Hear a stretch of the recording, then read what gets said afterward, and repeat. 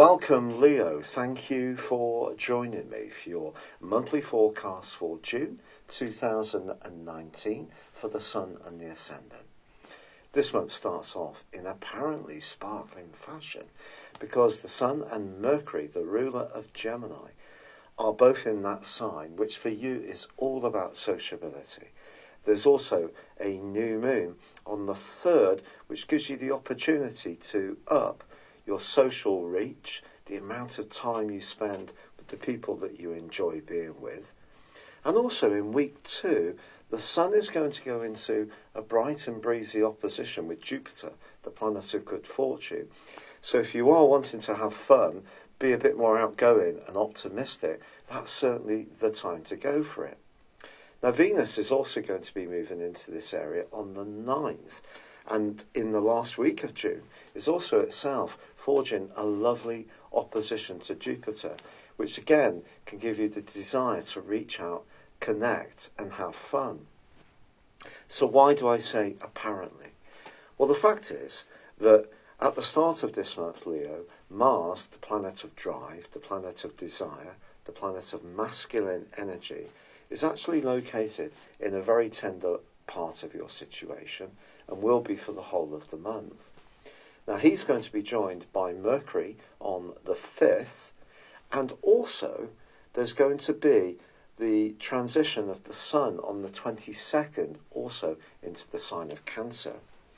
But laying in wait for these influences is the North Node, the point of destiny, which since the 7th of November last year has been asking you to take a more reflective view of life, to not necessarily be the larger-than-life character you often are. It's not saying you should diminish your star quality in any way. Your charisma will always shine bright.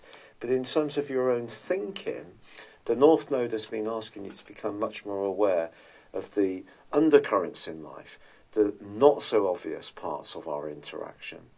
And this month, the North Node is forging an alliance with Neptune for the whole of this month.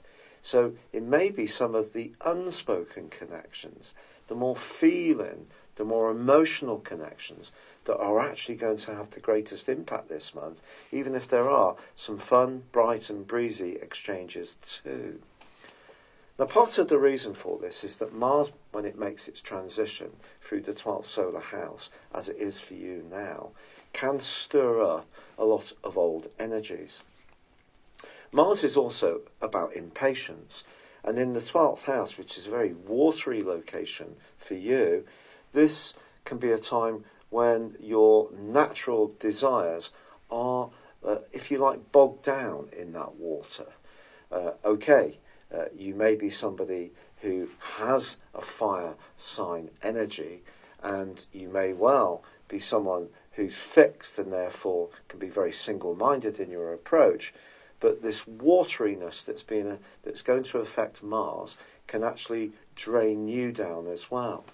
Now, one of the byproducts of this is that you could find yourself thinking about things from your past, particularly things that aren't completely resolved. Could be past hurts, past disputes, past separations in relationships, past romantic dynamics, and these may really grip you at times this month, even if other people are drawn to you and encouraging you to come out to play. There may be times when you can feel actually very vulnerable, and that's going to be stepped up once Mercury moves on the 5th. Mercury is also going to forge an instant connection to Uranus.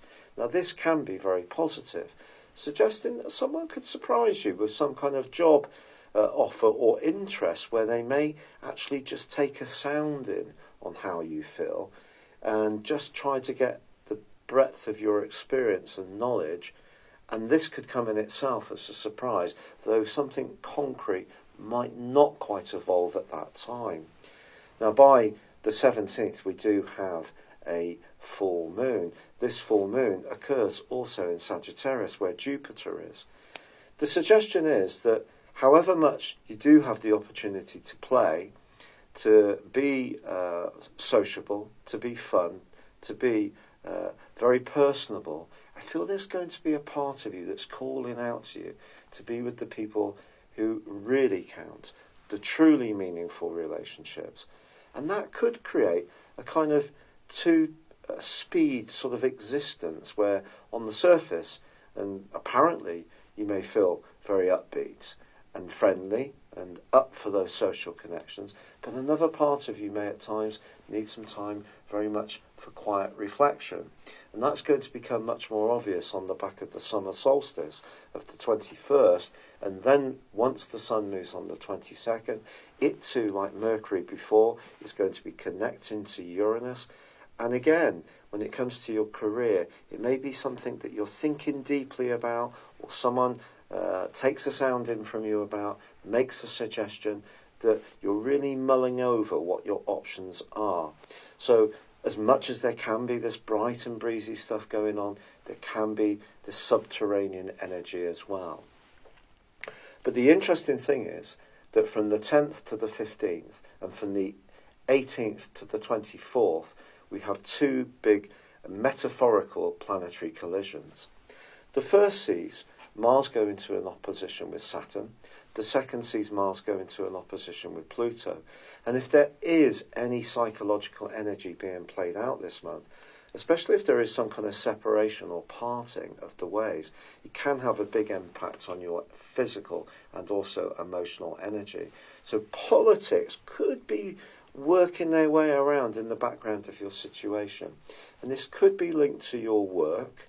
It may be that someone seems a little bit evasive or surprises you by a view of you that you're not expecting. But Venus is there supporting you from the 9th. There's still a lot to be gained by keeping things as cooperative as possible. But I think with Uranus in now such a visible location, and the energy of the North Node, Mercury, and of course the Sun, it is going to be important, along with Mars, to be conscious of the less sexy parts of life. And when you come to the end of the month, if you can embrace the more sensitive side of your nature, your feeling side, your fears, your anxieties, actually you're going to end this month so much more enriched about what's truly important for you. But you could have a big shift in your thinking, and this can help you to actually become a much more rounded person in the fullness of the month. Thank you for having joined me at your monthly horoscope forecast. I do hope you enjoyed it.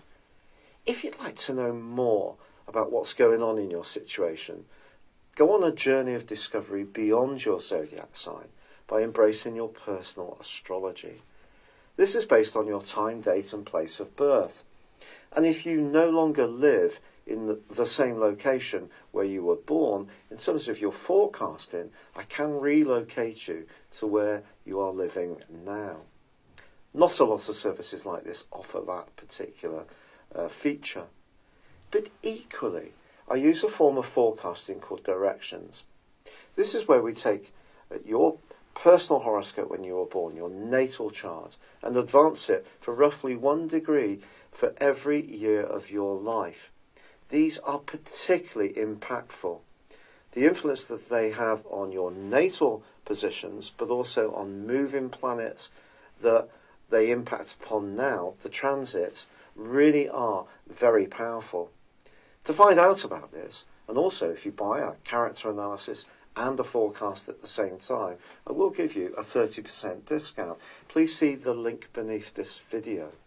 This is an opportunity to understand some of the more trying patterns that have kept occurring in your life, but also to overcome them, but also embrace the positive opportunities you have to grow and to make the most of your innate talent and skills. And there will be information that can really take your breath away. It's so much more powerful than just your sun sign. Thank you.